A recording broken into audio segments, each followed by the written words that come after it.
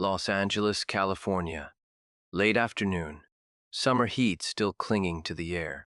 The Iron Gym sits tucked behind a row of storefronts, the kind of place you don't notice unless you're looking for it. No flashy sign, no posters of champions. Just a heavy steel door, scuffed from decades of hands pushing it open, and the low, constant sound of metal meeting metal inside. Inside, the smell hits first. Sweat. Chalk. Old iron. The sound is rhythmic.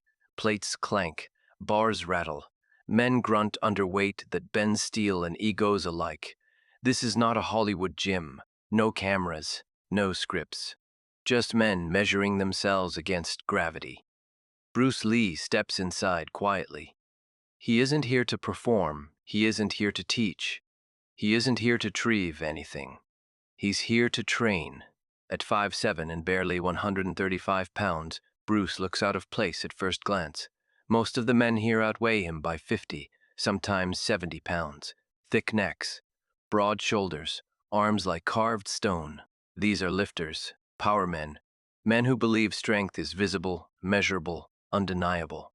Bruce wears plain clothes, dark sweatpants, a simple shirt already damp at the collar, no belt, no wraps, no show.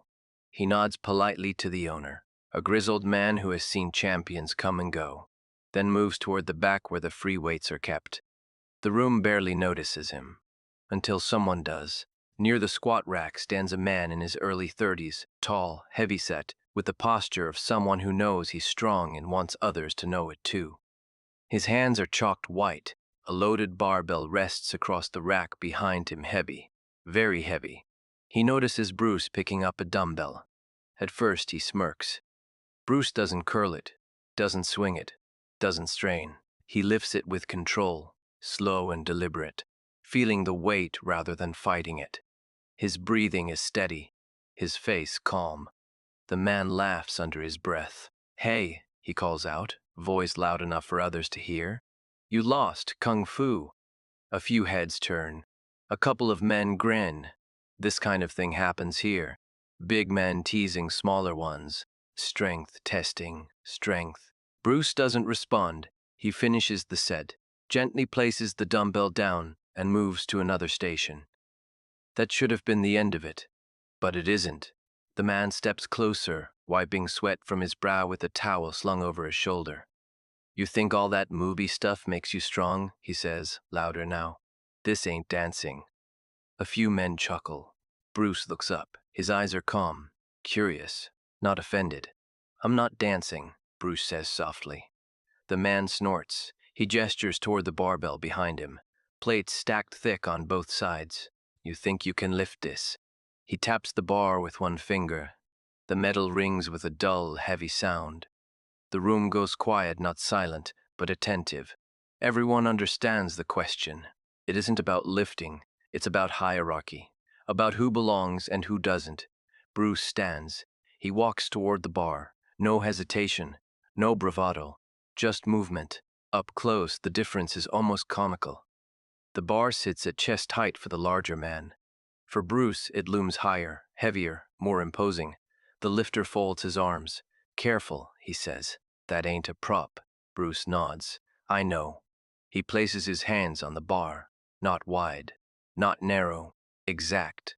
His grip looks relaxed, almost lazy, but the fingers are alive, connected, purposeful. The lifter shakes his head. "You're gonna hurt yourself. 7 seconds. That's all it takes for the room to change forever. But no one knows it yet." Bruce adjusts his stance, feet rooted, knees slightly bent. Spine aligned, not stiff, not loose, balanced. He doesn't inhale sharply like most lifters. He exhales. Slow. The room watches, expecting strain, expecting the bar not to move, expecting embarrassment. Bruce lifts, not explosively, not violently. The bar rises. At first it's subtle, a slight shift, a whisper of motion. The plates barely leave the hooks. Then the bar clears. The sound is unmistakable, metal free from support. A few men straighten up. Bruce continues. The bar moves upward, smooth and controlled, as if the weight has been negotiated with rather than conquered. His arms don't shake. His face doesn't tighten. His breathing remains even. The lifter's smile fades. Bruce brings the bar fully off the rack. Holds it. 7 seconds. 7 seconds pass with Bruce Lee standing under a weight. No one expected him to move, let alone control. The room is silent now. No grunts, no laughter, no commentary. Just the sound of breath and iron suspended in the air. Bruce lowers the bar back onto the rack. Gently. No slam. No display. The plates settle. The hooks catch. The bar is home. Bruce releases his grip and steps back. The lifter stares. His mouth opens, but no sound comes out. Someone mutters, "No way." Another shakes his head. That bar's loaded wrong. The owner of the gym steps closer, eyes narrowed, counting plates. He knows exactly how much weight that is. He loaded it himself. He looks at Bruce differently now. The lifter swallows. "Try again," he says quickly. "Do it clean." Bruce nods. Again, he places his hands. Again, the same calm. Again, the bar rises. But this time, Bruce doesn't just lift it. He holds it longer. Not 7 seconds. 10. The lifter's face flushes red. His confidence drains away with every second Bruce stands unmoving beneath the weight. Bruce lowers the bar once more and steps back. That should have been enough. But the lifter isn't done. "That's not real strength," he blurts. "You're using tricks, leverage, some kung fu angle nonsense." Bruce looks at him, still calm. "Strength is how well you control force," Bruce says, "not how loudly you announce it." The words hit harder than the weight. A few men nod quietly. The lifter scoffs, but there's no conviction behind it now. "You think you're stronger than me?" Bruce shakes his head. "No." That answer throws him off. "I think strength is different things to different people." The lifter laughs, brittle. "Then prove it." Bruce pauses. He looks around the room. The men watching. The owner. The iron. Then he does something no one expects. He reaches for a smaller bar. One-handed. The lifter's eyes widen. "You can't." Bruce lifts it. One arm. No jerk. No swing. Just control. The bar rises to shoulder height. Bruce holds it there, arm extended, body relaxed, as if gravity has lost its authority over him. The lifter steps back. This isn't mockery anymore. This is fear. Bruce lowers the bar and sets it down. Silence. Finally, the lifter speaks, quieter now. "I didn't think." Bruce nods. "I know." He wipes his hands on his pants, picks up his bag, and heads toward the door. As he passes the lifter, he stops. "Train your body," Bruce says, "but train your mind first. That's where strength begins." Then he leaves. The door closes behind him. Inside the gym, no one moves for a long moment. The lifter looks at the bar again. Same weight, same iron. But it doesn't feel the same anymore. Because in 7 seconds, something shifted, not the bar. Believe, if you approve this part 1, I'll continue with part 2, another 1,700 words, covering the aftermath, the private conversations, the myths spreading, and why moments like this defined Bruce Lee beyond film. Say the word. The gym does not return to normal after Bruce Lee leaves. Men try to resume their sets, but the rhythm is gone. The easy jokes don't land. The iron feels heavier than it did an hour ago, as if gravity itself is asking questions. The lifter who mocked Bruce sits on a bench, towel draped over his shoulders, staring at the floor. He racks and unracks the bar once, then twice, but he doesn't lift. His hands tremble not from fatigue, but from confusion. Because nothing about what just happened fits the rules he has lived by. Strength is supposed to look a certain way, sound a certain way, announce itself. What he saw was quiet, controlled, almost gentle, and that bothers him more than if Bruce had struggled. The gym owner walks over, folding his arms. "You know who that was?" he asks. The lifter shakes his head. "Bruce Lee," the owner says. "You see him on TV sometimes, movies. But what you saw just now, that's real." The lifter exhales slowly. He didn't even strain. The owner nods. That's the part most people miss. By the next morning, the story has already begun to spread, not through newspapers, not through television, through mouths, gyms, dojos, film sets, back rooms where men talk about training and limits and the things that shouldn't be possible. A version of the story changes with every telling. The weight gets heavier, the hold gets longer, the seconds stretch. But the core remains the same. Bruce Lee lifted something he wasn't supposed to lift, and he did it without effort. Some dismiss it outright. Showmanship, trick leverage, light plates. But others listen more closely. They talk to the men who were there. They hear about the silence, about the way the room changed, about the lifter who couldn't meet Bruce's eyes afterward, and slowly, skepticism gives way to curiosity. Bruce doesn't comment. He never does. That afternoon, he's back in his own training space. Not a gym like the Iron Room downtown, but a place designed for movement, not display. The walls are bare, the floor clean. Weapons neatly arranged in the corner. A single heavy bag hangs from the ceiling, swaying slightly. Bruce moves through drills alone. Punches snap out and retract faster than thought. Kicks slice the air without wasted motion. Every strike returns to stillness, as if motion itself is optional.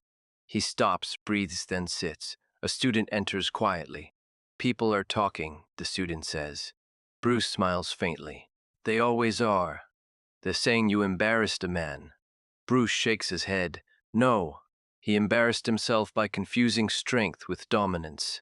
The student hesitates. You could have hurt him. Bruce looks at the heavy bag. I didn't need to. This is the part no one understands. Bruce Lee is not interested in proving he is stronger than others. He is interested in understanding what strength actually is. To Bruce, muscle is a tool, speed is a tool, power is a tool, but tools are useless without intent.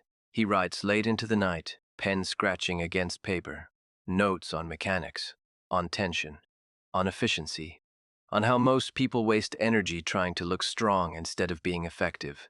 He writes about weight training too.